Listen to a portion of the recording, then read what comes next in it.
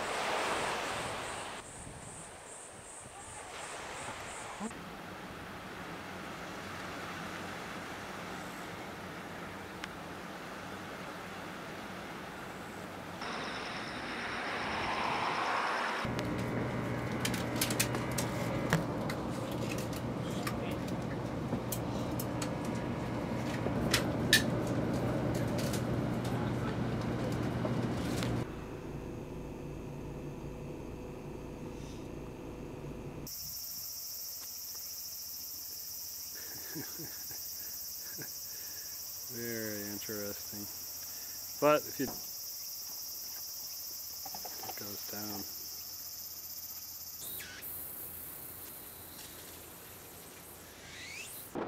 As if they're really going to filter out those bags.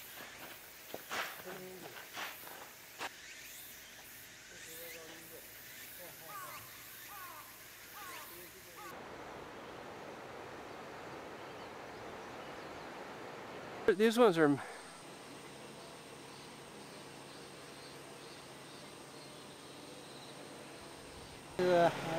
Tsushima custom, shirushi, they say. I'm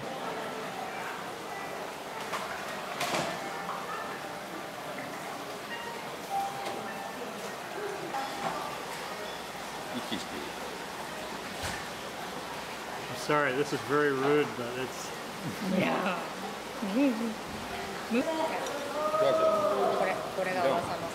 Okay, here's the same guy after it's been cooked. Yeah. Yeah.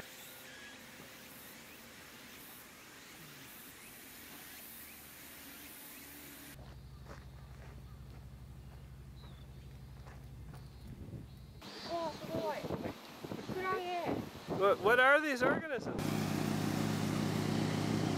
Look what we have here right next to this. These volcanic rocks with these formations. It's just... I bet you there's bats in there. Hope they don't get mad at me for doing this.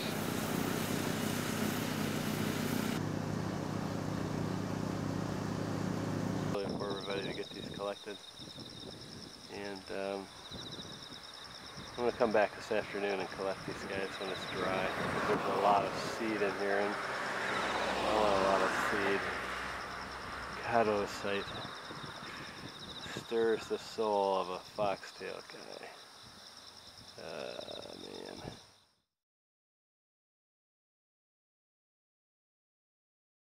Zaso, yeah, okay. Zaso spirit, I understand. Okay, yeah, okay, weeds.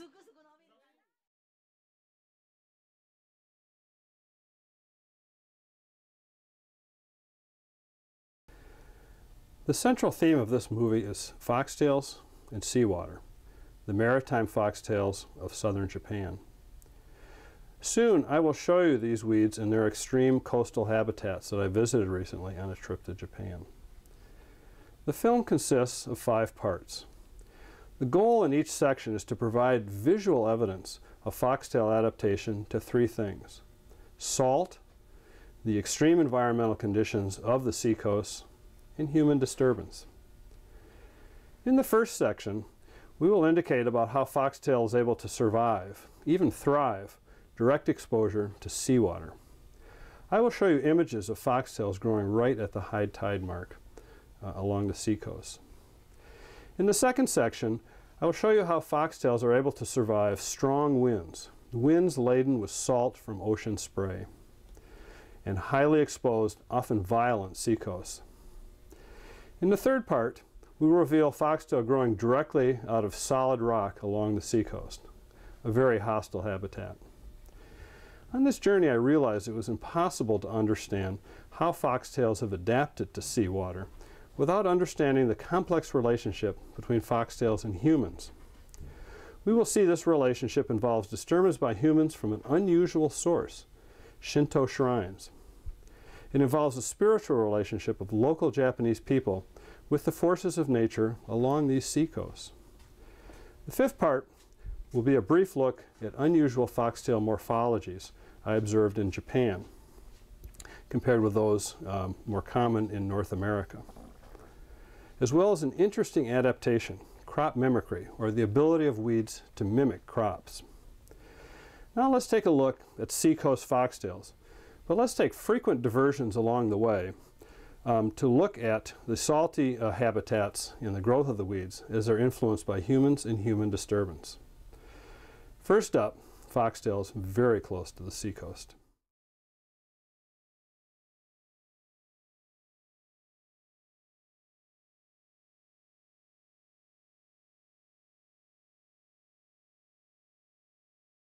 I'm in Sanmi village, Yamaguchi prefecture, on the southern end of Honshu Island, and I was in the same location in 1992 and collected almost exactly on the spots. At the time that I was here, I realized that these were salt tolerants. In a minute, I'll go down and have some pictures of what the pachystaches, Setaria viridis pachystaches, look like. In many ways, this is like coming home to this whole project, to be back in this bay, but it's changed as everything changes in life, and as enokoro or foxtails change. It's a beautiful little bay here. I'm going to go and collect some seed. So I'm back home, and I can't help but think of Dr. Kobayashi, who introduced me to this, who's since passed away, died from malaria that he caught in West Africa. Very unfortunate. It's his gift to me and to my insight and understanding enokoro and hama enokoro that we came to this first site. What used to be the beach. The camera is moving towards a ladder on the cement wall, the exact spot I collected in 1992. At that time it was an unprotected beach, as you can see in this picture.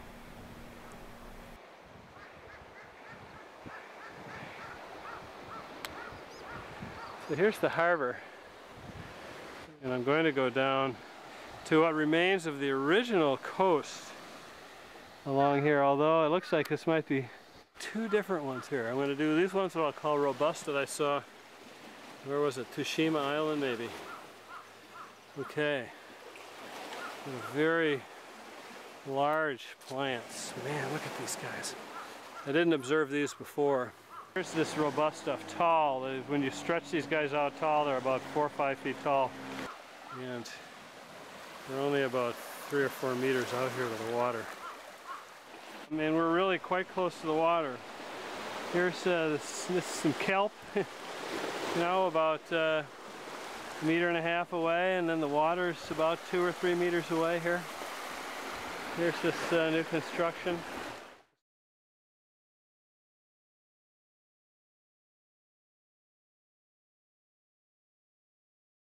Very best population of the entire trip. Notice the seaweed accumulating at the high tide lines. And how the seaweed is tangled around the base of the foxtail plants. This is very strong evidence of foxtail roots growing in salt water. It is proof positive this guy grew up in saltwater. It's growing in saltwater.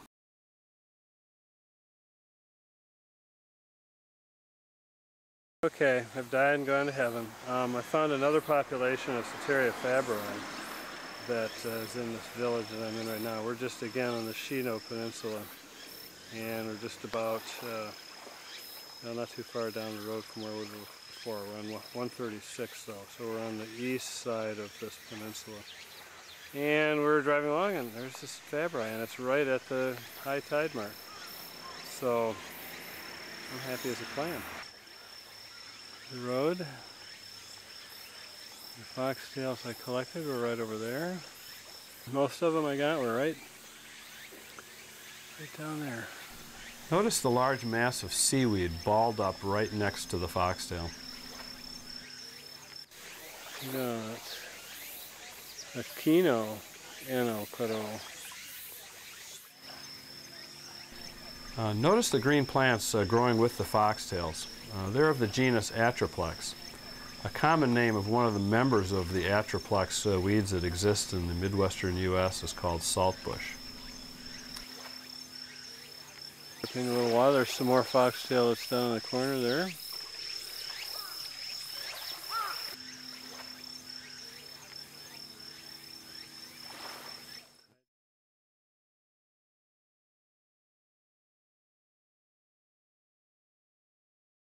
There's the shrine end. I'm right down in the center part of the beach now. And I want to collect some green that I just found. There's a central ramp. Notice the high tide line of this beach. The local fishermen have placed the boats right at the high tide line so they can keep the boats protected, and also the boats are going to be easy to launch when the water does reach its high tide mark. So in The shore's edge, right at the high tide edge. Notice the white marine organisms, barnacles, on the rocks just below the high tide mark.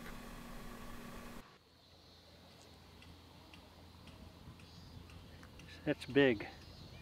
That's a big fat packy stackies.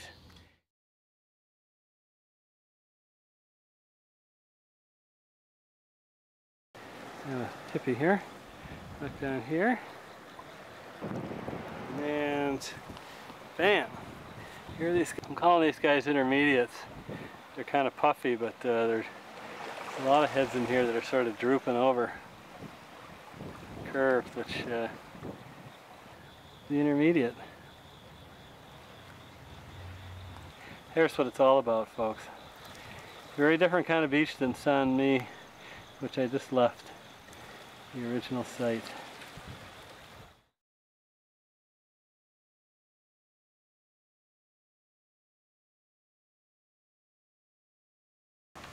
I don't know how we get down there.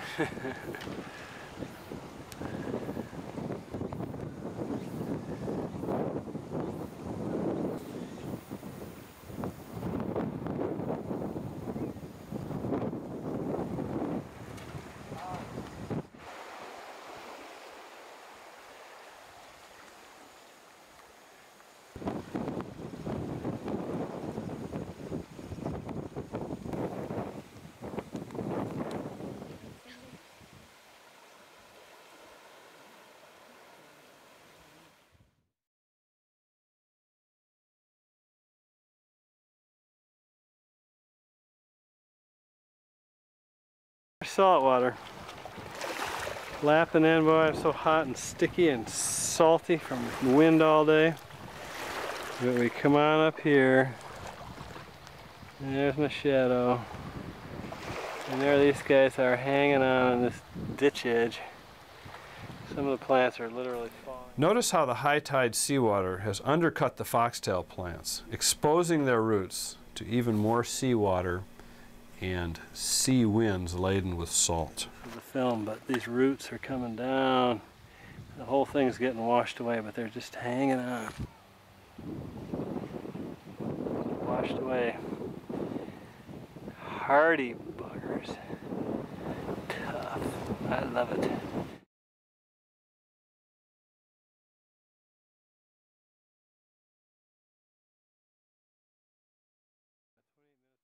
Okay, let's get a panorama. It's a sand beach. It's very different. We're on the eastern side of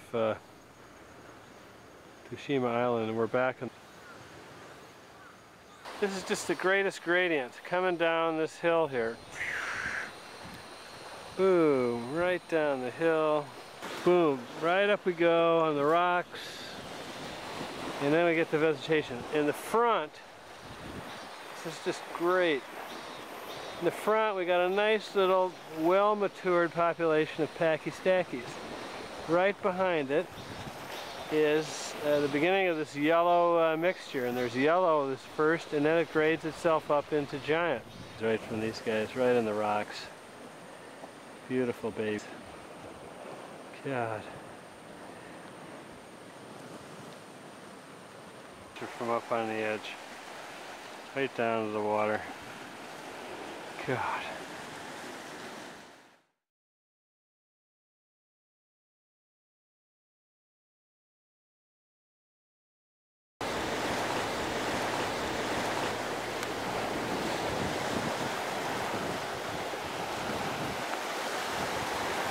Same spot in the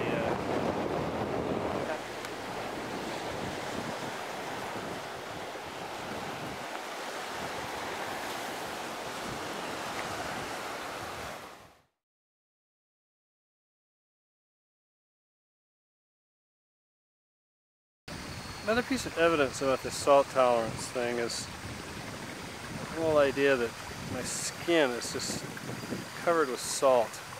It's collecting today, and all these skin is wet, so when the salty air condenses on it, I get salt on my wet skin. Well, what are the foxtails getting? I think the foxtails are also getting the same thing when they grow on the beach. So it isn't just the soil part of the whole thing, it's the fact that they're also getting condensation.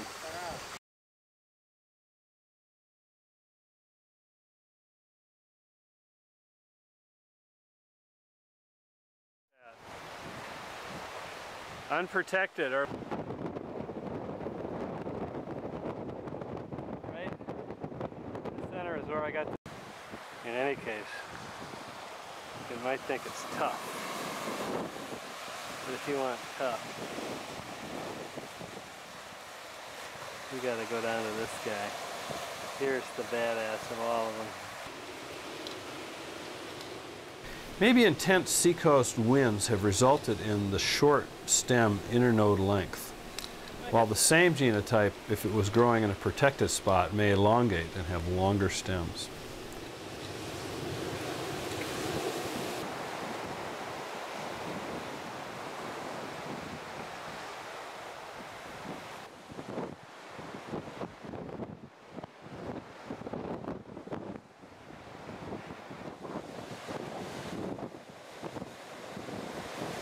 Meters.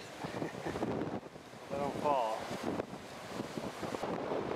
Some of the most intense salt-laden wind occurred up on the lighthouse rocks, which was 40 meters above the seashore.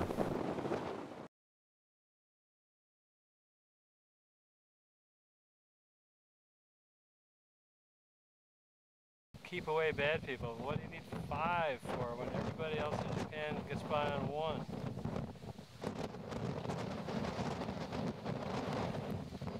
There is where I collected the 5 tori, but we've got some really interesting populations. We even got Dr. Yamaguchi starting to talk. We had the Pachystaches robusta from Susu, and it is so windy here, it's hard to collect seed. This is the most windswept, godforsaken place we visited. Which means this is just the way they grow.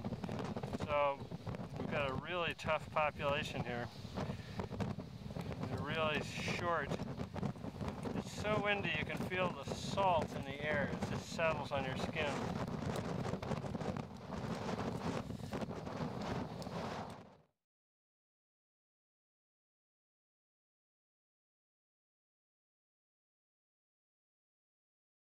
Power plant that we went by.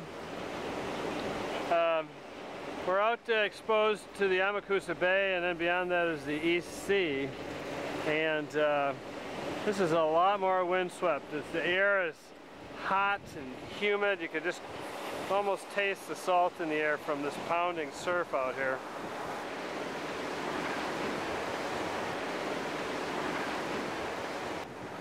Feels almost tropical here.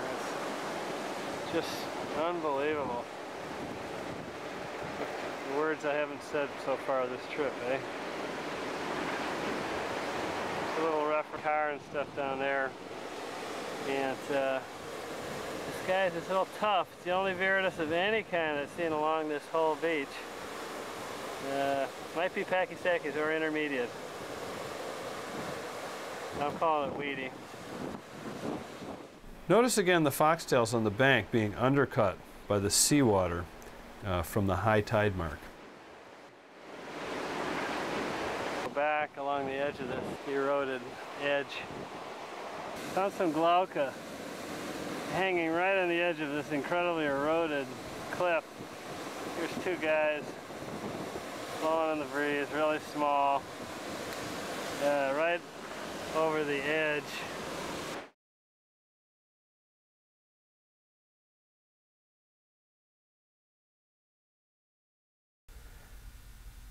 I first observed foxtails growing directly out of rock in Japan in 1992.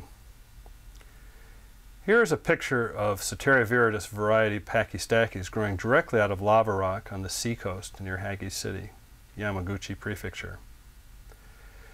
This and subsequent pictures will show foxtail adaptation to two extreme environmental conditions: seawater and growth in cracks in solid rock, a rooting zone with little or no soil available for growth.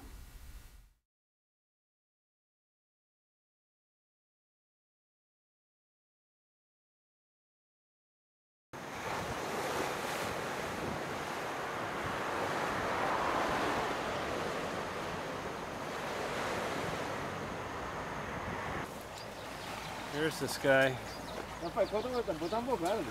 hanging right on the rock. This is a cool place.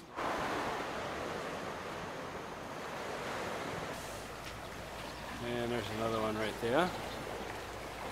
And right behind it, there's some more. I've collected from these guys. Now if we go up here, the light in the picture is so much better than it is in reality. It's getting dark out.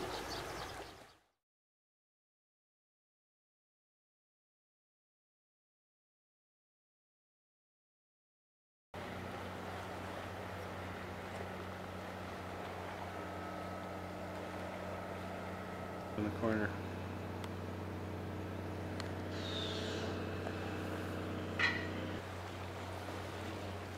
It's a good dramatic shot of all of man's, human beings' efforts to control the seashore in Japan. All of this construction, this concrete.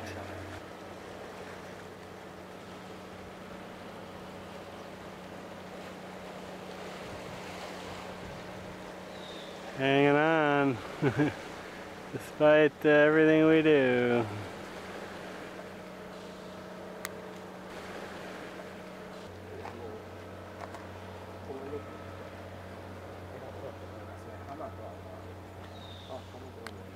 In the cracks, the rocks, similar to the ones that are...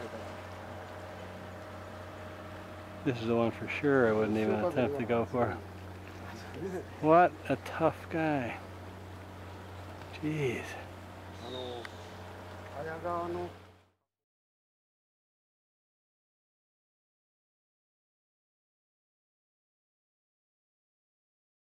The road. There's this rock. And lo and behold, the majestic foxtail up on the top of this rock.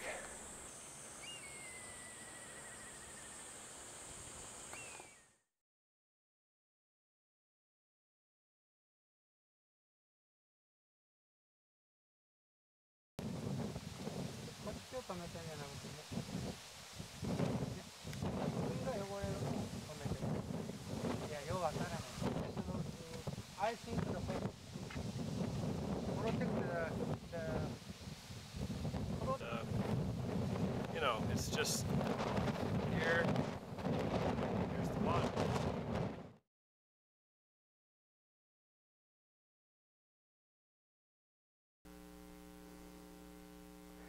As I collected along the seacoasts of Japan, I noticed that foxtails were very frequently near the many Shinto shrines that I encountered. This raised questions in my mind. Was this a purely spiritual connection, or was there an ecological basis for finding foxtails near these Shinto shrines? I'm not qualified to answer the first question, but I do have some thoughts about its scientific basis. The small local Shinto shrines I most frequently encountered were maintained by local people living in the nearby seacoast villages. Usually the people hand-weeded the shrine and showed a respect and appreciation for all the living things in and near the shrine. They would leave weeds like foxtails unless they were causing harm or were seriously distracting from the shrine's aesthetics. The consequence of this was a low level of disturbance, a human-imposed selection pressure, in which seacoast foxtails have been able to thrive. Without this disturbance, perennial herbaceous plants would choke out the colonizing annual foxtails. Humans and foxtails have co-evolved together, sometimes in remarkable ways.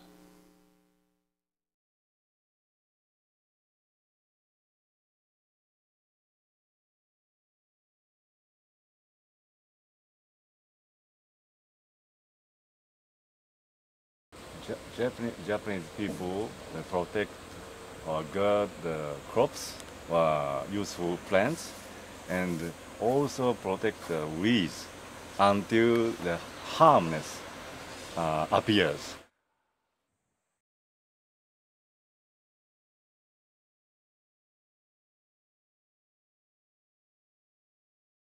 最近の権現、ここの権現様と徳川の権現様でしょ。日光の形成でしょ。Buddhism and animism and Shinto mixed all. Yeah. It's a Setaria. I think this is strong evidence.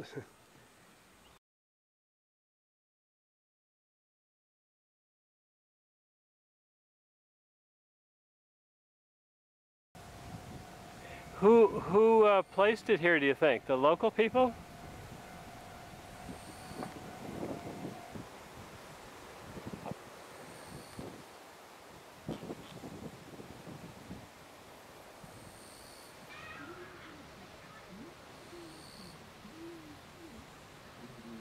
What is that? There's a site.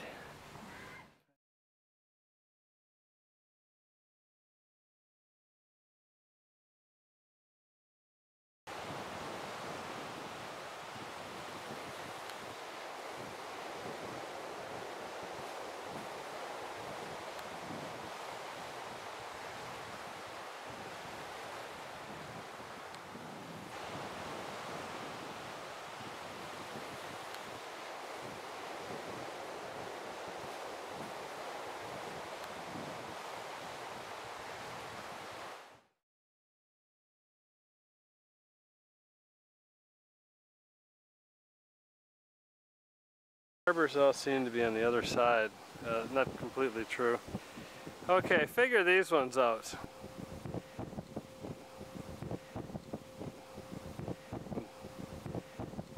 Stone piles. Looked like ancient druids to me.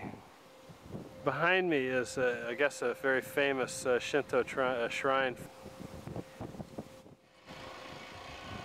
Somewhere the dragonflies and the green and the pachystaches. And here are these really interesting piles. Neither do I. Pretty cool though. It's amazing how much trash there is and camping and all that around here. And yet here are these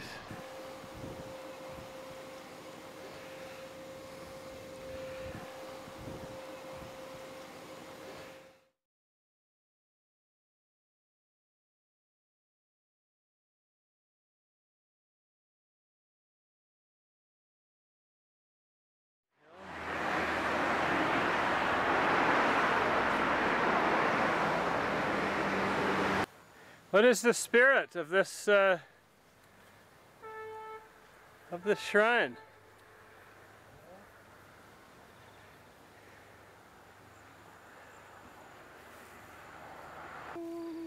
Tons of yellow, really small heads, really small. Look at these guys.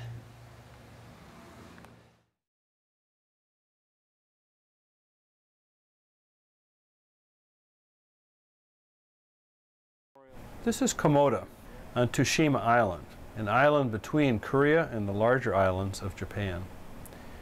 This was the scene of a terrible slaughter of local village people hundreds of years ago by the Chinese Mongols in their invading fleet of ships. Okay, so here's the shore, and there's lots of foxtails. The Chinese fleet stopped here first before attempting to invade the main Japanese islands. As if for swift retribution for the murders of these local village people, a large typhoon came up and wiped out the entire Mongol fleet of ships soon after they left here at Komoda. This story is the basis of the Japanese word kamikaze, or divine wind, that had some importance again in World War II. Hirohito.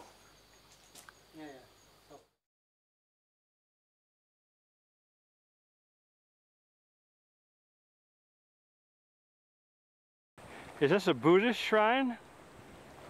I see the folded paper inside. I think the Shinto. Shinto.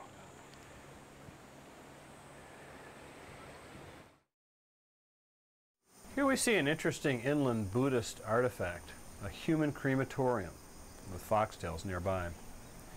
The ceremonial sticks on the path leading to the crematorium signify the 7 steps to the crematorium, the mouth of heaven. In this case, apparently, there are 2 mouths to heaven, 2 Buddhist shrines near the burning facility.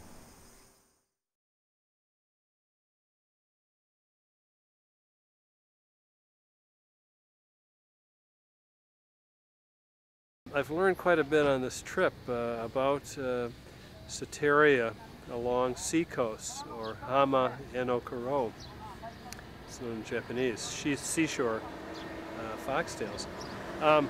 One is that I found not just Setaria viridis pachystaches, but I found Setaria viridis, the weedy type that looked like the typical Iowa stuff, and I found intermediates in between. So there's been quite a diversity of species and biotypes that I found here. This last section is about some unusual foxtail morphology that I encountered in plants as I toured along the seacoasts of Japan. In this section, we will look at morphological variety or variation in both green foxtail and yellow foxtail. First, let's look at green foxtail, which includes both weeds and crops. Iowa green foxtail panicles, or seed heads, look like these in this picture. The salt-tolerant foxtails along Japanese seacoasts are called variety pachystaches. Although I saw many forms of salt-tolerant green foxtail, it was unclear to me how exposure to salt and this resulting short, bushy morphology were related to each other. Here are 2 examples of variety pachystaches.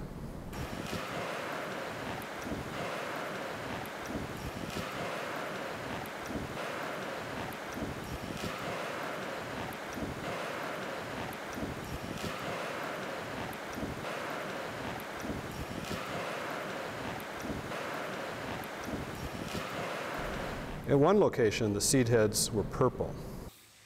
Pachystaches, some red. Look at that guy, red. Red-colored pachystaches. I found intermediate forms between pachystaches and the weedy type at many locations.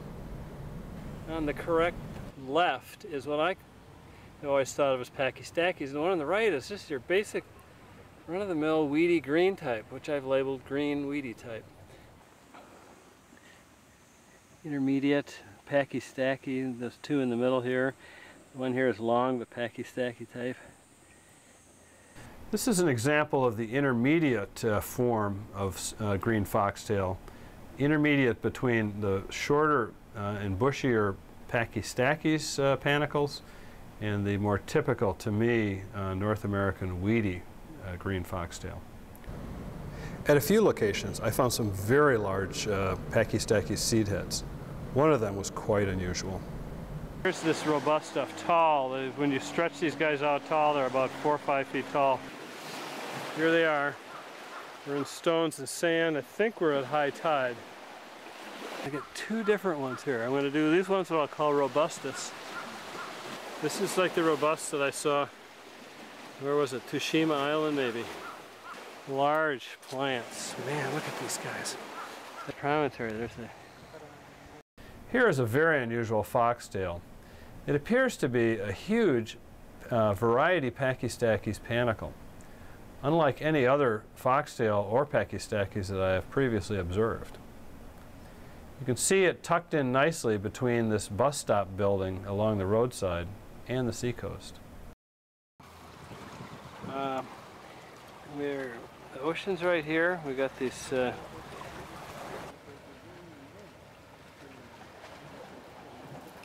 of tapering on the end too.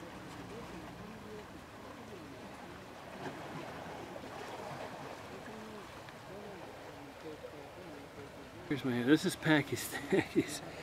There we go. I'm sort of tilting it on the side. But...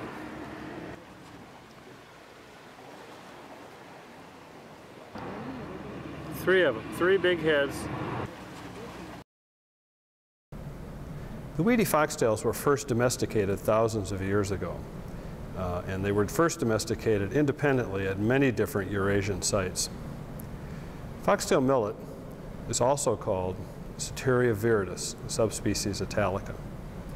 It was first cultivated in Japan about 2,000 or 3,000 years ago in the Jomon period. It was the main cereal grain in Japan and China until it was slowly displaced by rice. It is now rarely cultivated. Its common Japanese name is awa. Foxtail millet exists in many distinct morphological races, including the larger seed-headed race Maxima and the somewhat smaller seed-headed race Moharia. Here's what the larger race Maxima looks like. And this is the Maxima. What I understand so far, my limited knowledge of millet, this is the awa. I'm going to collect some of this seed. He said it's okay. It's in sort of this garden spot. Okay. This is awa. Setaria viridis. Subspecies italica. Family or race. Race Moharia, Maxima.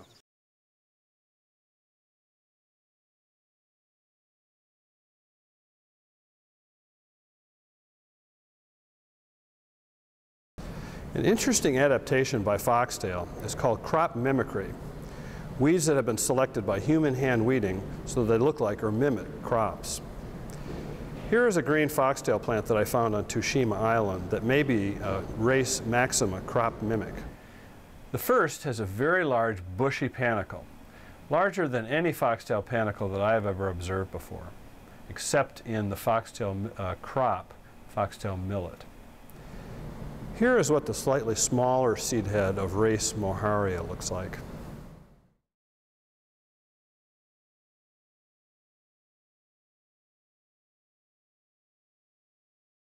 Here is a green foxtail plant that I found on Tsushima Island that may be a race Moharia crop mimic.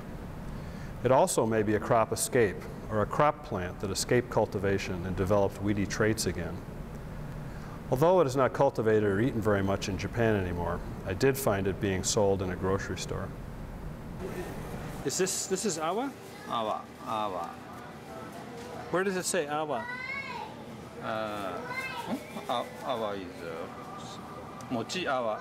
Mochi means includes high density starch. Okay. And this is from panicum. Same mochi. Mochi is the same mean. And this is kiwi. Okay, so this is kiwi.